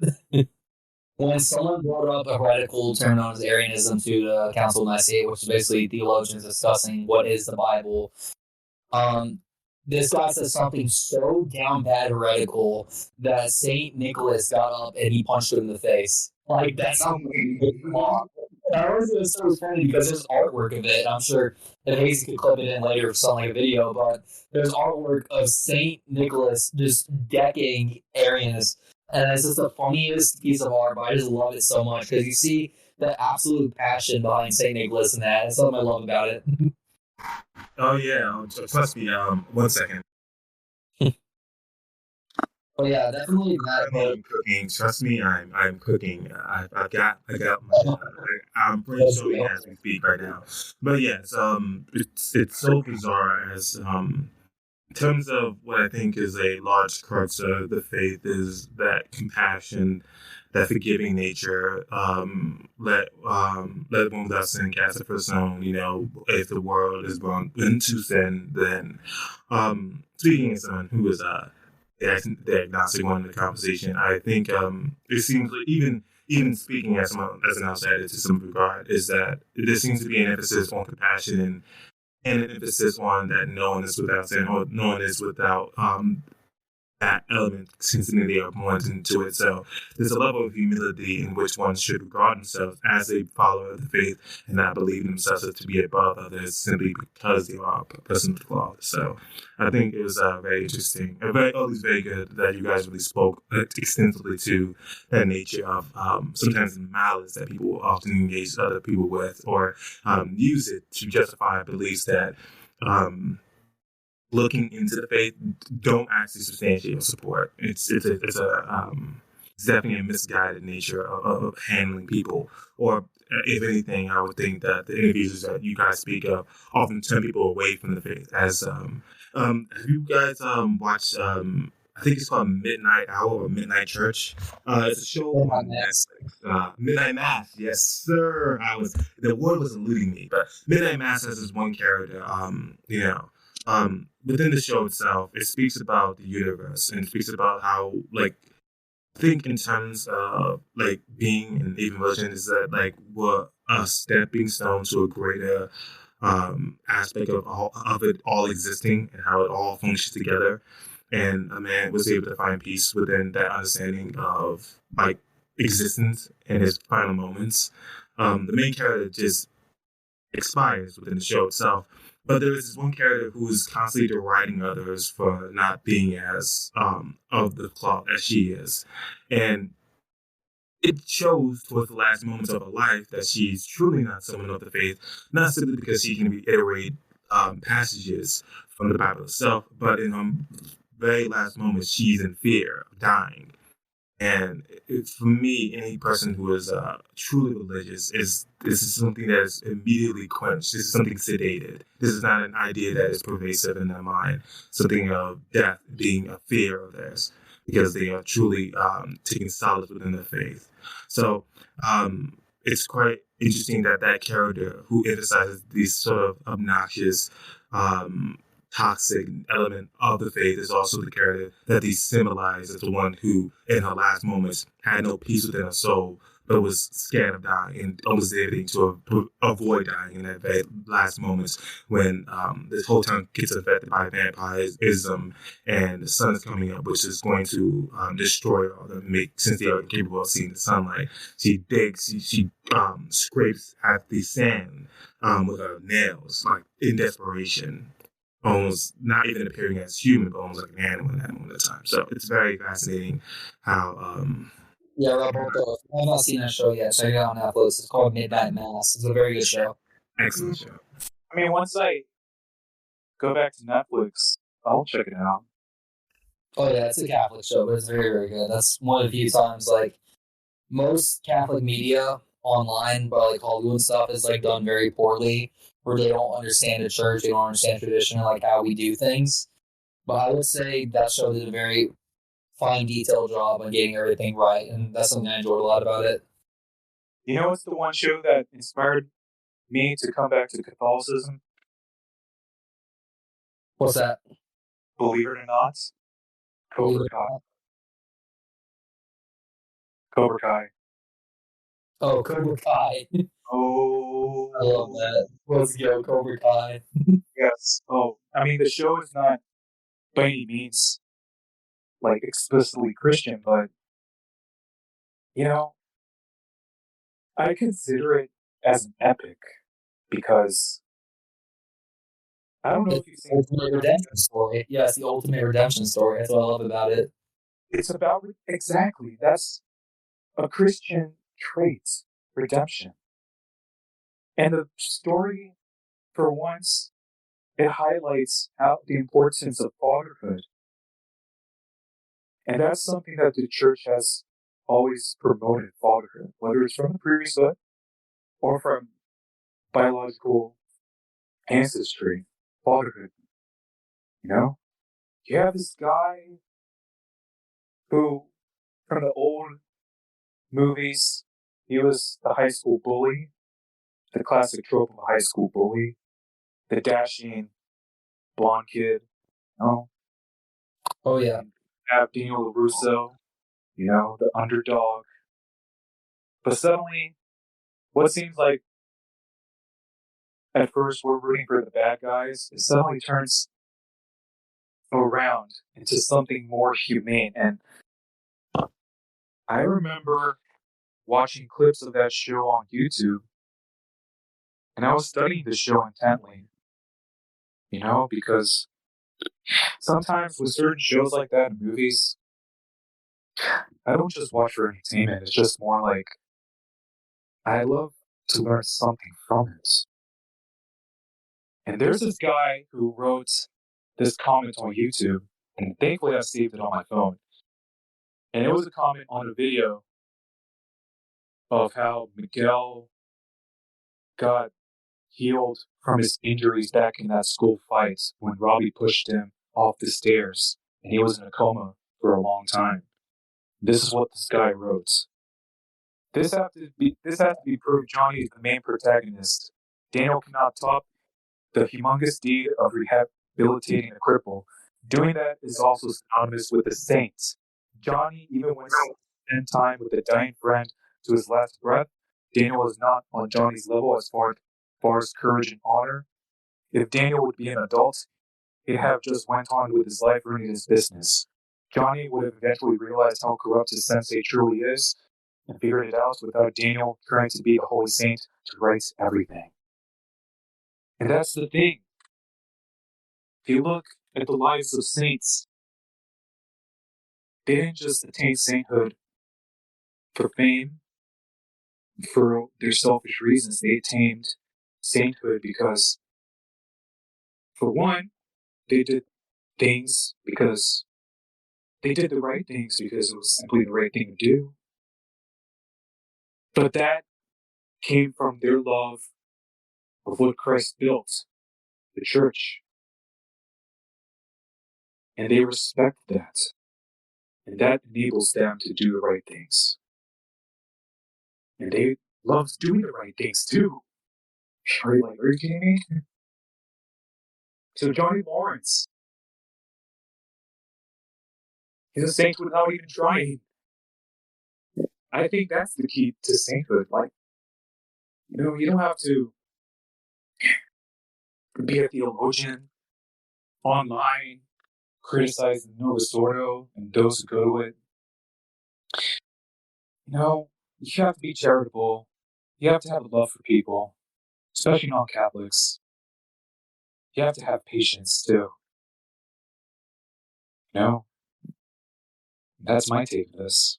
And that's why Cobra Kai also inspired me to go back to Catholicism. Because, the way that show eventually evolved into. Hell, most of the time I agree. Cobra Kai is definitely a very good show. I'd recommend it.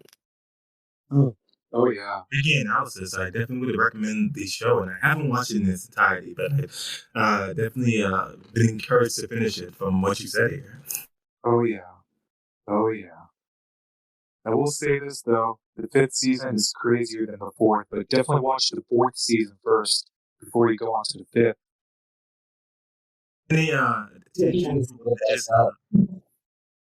Sorry, guys.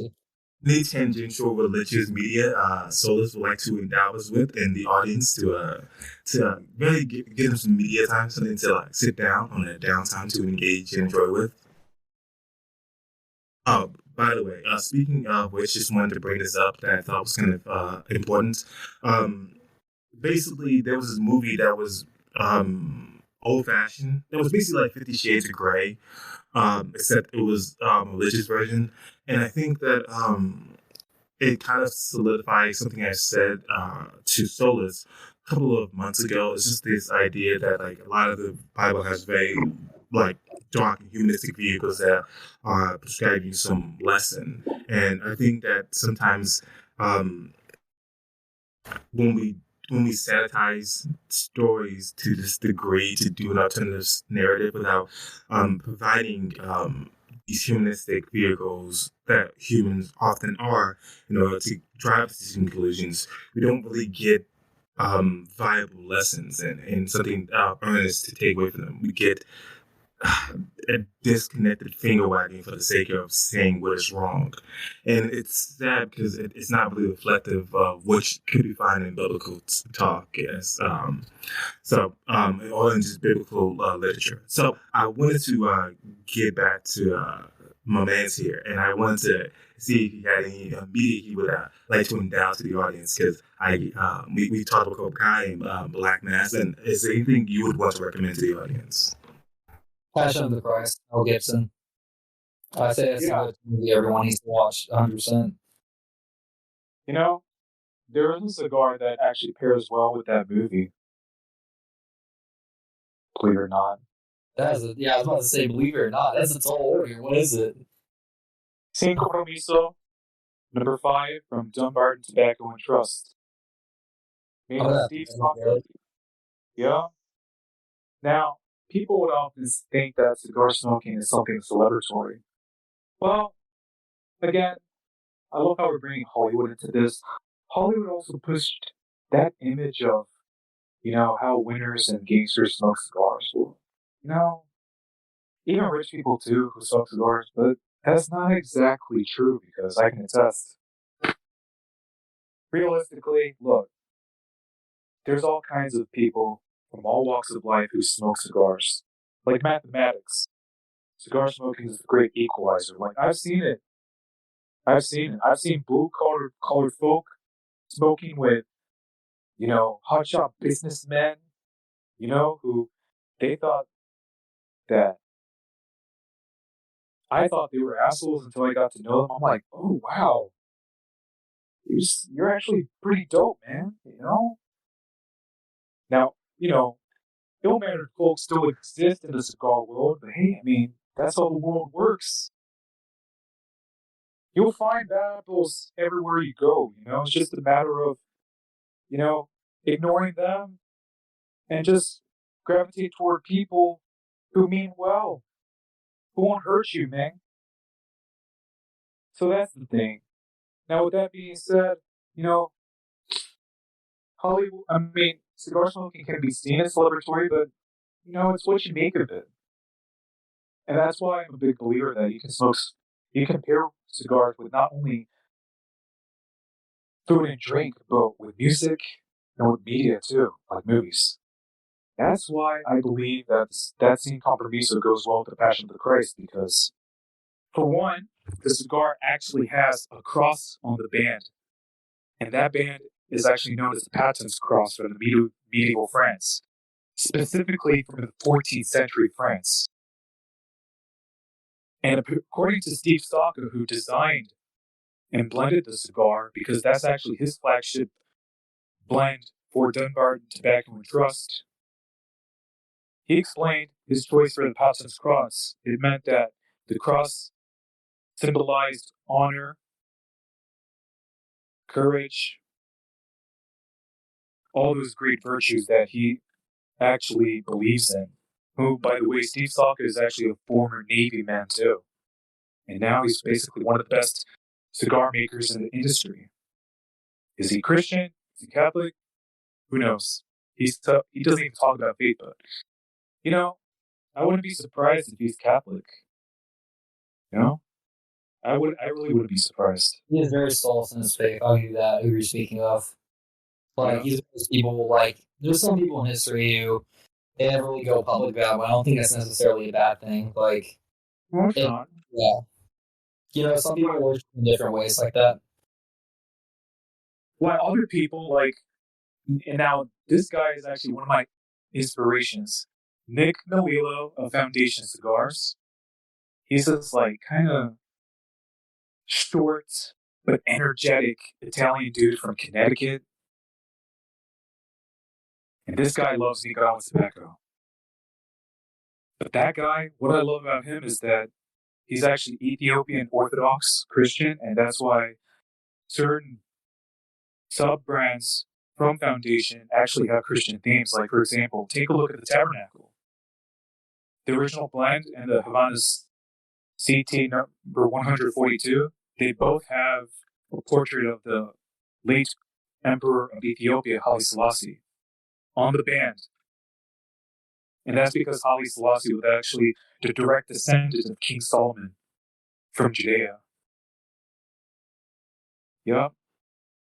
So, the guy references his Ethiopian Orthodox Christian faith on Instagram, and even on his cigars too.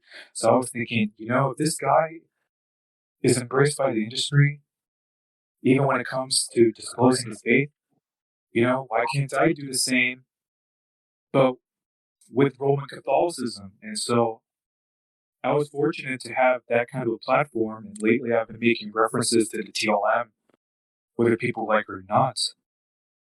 It's more like, that's why I often tell people, hey, it's more than just a cigar page. Way more. That's what I love. More like, hey, dude, I'm like, hey, yo, this is dope. I just want to show you guys this. The sacrifice. The thing it's not the thing, but, it's just, man, like I said, if it wasn't for the traditional Latin Mass, I'd still be agnostic. That's beautiful, man. When this is gonna be, I feel like, my closing thing for we're talking about saints and what it does to make a saint. I feel like my best example of what a saint has to be to Saint Jose Luis Sanchez de Rio. For people who don't know, he was a 14-year-old boy in 1920s Mexico during the Cristero War. The Cristero War was the rebels basically fighting against this new Mexican constitution that was declaring, Mexico was to be anti-religious, pro-secular, pro-atheistic, socialist nation. And you had people fighting back against that. he was a 14-year-old boy, and the rebels couldn't enlist him. So he decided to be a protector of the church and give it to the church. And unfortunately, one day on February 10th, 1928, a group of government men came there to destroy the church, but he refused to let them do it. So what did they do? They take the young boy, they beat him, and then they torture him. And then the whole time he was crying out in pain, they would laugh at the boy and they would shout in his face, say these words, say death to Christ the King. And they keep saying it and say, you do that, we'll spare your life. The boy could have easily done that, but he didn't. In fact, he done something that was the opposite. He shouted, I will never give in. Viva Cristo Rey y Santa Maria de Guadalupe. He shouted that to his lungs, and then with that, they killed the 14-year-old boy. They beat his body, and they killed him in the most brutal way possible. This story, to me, I've always held close to my heart because not only was he just a child, but faced against all great evil, he still stood his ground, and he still wanted to be a protector. And to me, that's just, if I could be half the man as that boy was, I would be happy in my life. And to me, that is what defines a saint. To where you have literally devils laughing in your ear saying, just say Christ isn't king, say Christ is dead, and we'll free you. And he refused to do that. And to me, that's his very moment, in his dying moments. They could take his life, they couldn't take his spirit. And the thing you notice about any dictatorship that tries to kill God or any groups of people to do it, a tyrant dies, his legacy ends. You have a martyr die, his legacy begins.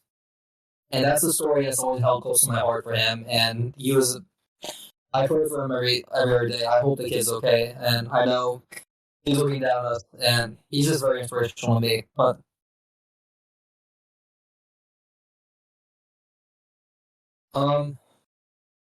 Hazy, Roberto, is there anything else you guys want to be saying on this? Well, Go ahead, Roberto. You are the guest. Go ahead. true. Well, the thing is,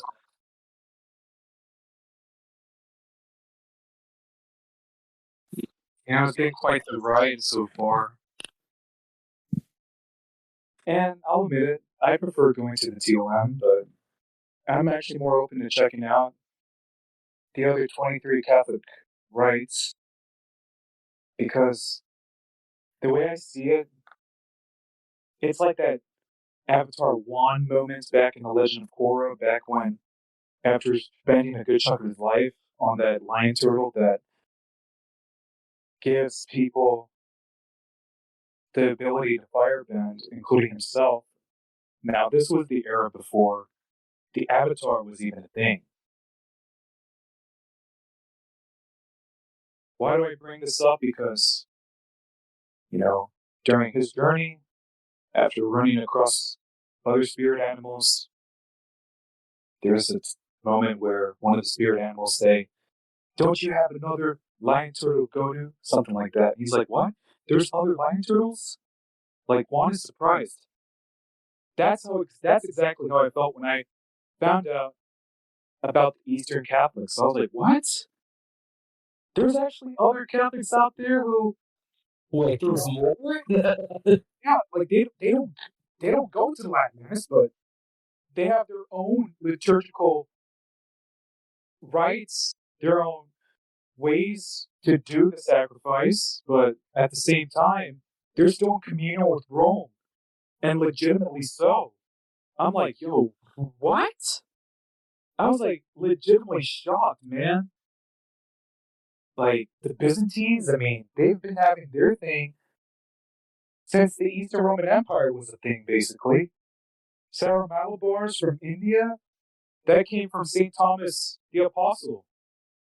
The Melkites, that came from St. Mark, who set up the church in Alexandria in Egypt. Oh. And the Ukrainians, the Greeks, they have their own liturgical rites too, as far as I'm concerned. And finally, I actually heard about other liturgical rites within the Latin Church too, like the Ambrosian rites, Galician, the York rites from England, and especially other rites that actually exist within the Catholic orders too, like the Carmelites, the Dominicans. you name it. And I've actually been to a Dominican rite. It's just slightly different, but still, it's still the Latin rite, you know? They just place somewhat of an emphasis on St. Dominic, but we don't worship St. Dominic, we only venerate him. It's more, I'd say it's akin to like a hip-hop producer sampling a certain record to make a point, so to speak.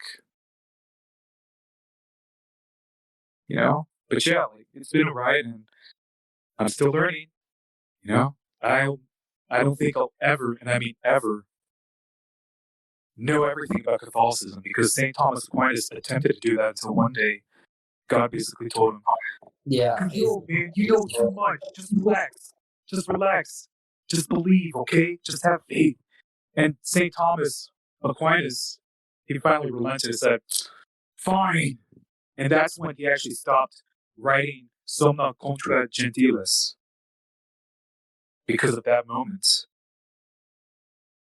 And to his dying breath, he was writing as well. Like, that was the day of his death. He was actually writing some of his works. But Yeah. Saint Thomas, pray for us. What a guy. But I think it's getting to that time, guys. This is a really good episode of the podcast. Hazy, is there anything you want to say before we close up shop? And as always, before we close up shop, thank you to Roberto for coming on and speaking to us and really divulging your insight on culture, cigars, and many other subject matters we touched on today. I'm Hazy Dialects, and you've seen it all in HD. Oh, yeah. Oh, one last thing before we go. I have to just do this. What is a cigar you would recommend to someone that's like on top of your head right now? Top of my head? Yes, like what's a cigar you recommend?